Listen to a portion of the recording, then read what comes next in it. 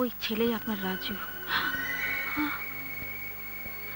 আপনি চিনতে মোটেও ভুল করেননি, কিন্তু ভবিষ্যতে যদি আপনি ওর সাথে দেখা করার চেষ্টা করেন কিংবা এ নিয়ে কারোর সাথে কথা বলেন, তাহলে আপনার স্বামীর মতোই আপনার ছেলেকে আমরা লাশ বানিয়ে আপনার কাছে পাঠিয়ে দেব। অতএব সাবধান, আমাদের লোক সবসময় আপনার আশেপাশে আছে।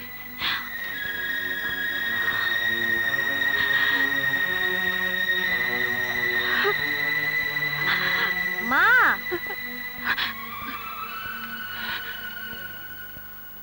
মা কি হয়েছে? তোমাকে কেমন লাগছে? না কিছু না।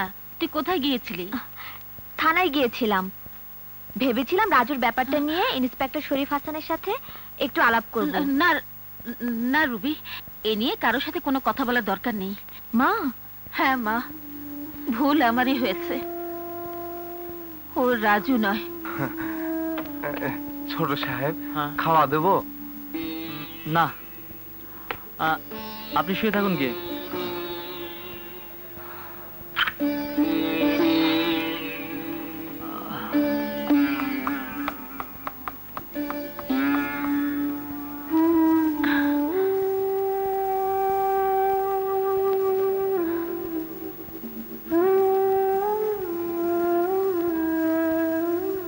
এত রাত করে তো কখনো বাড়ি ফেরো না।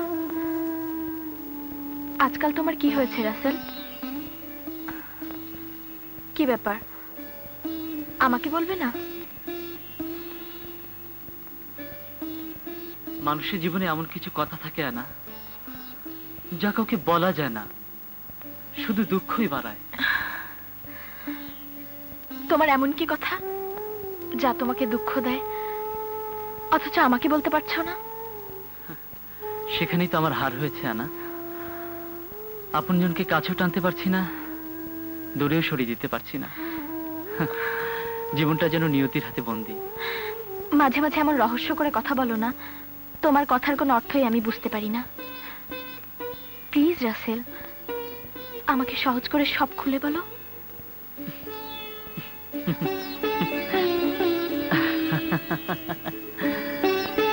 না, সহজ কথাই সহজভাবে বলা যায় না।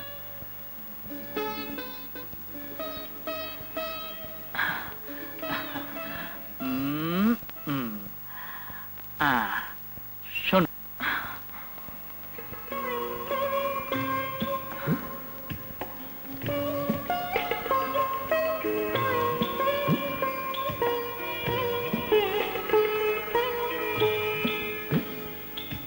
সত্যি তুমি খুব লক্ষ্মী।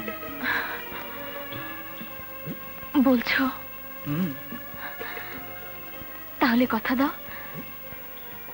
এখন থেকে কোনো দুঃখ কষ্ট মনে পুষে রাখবে না,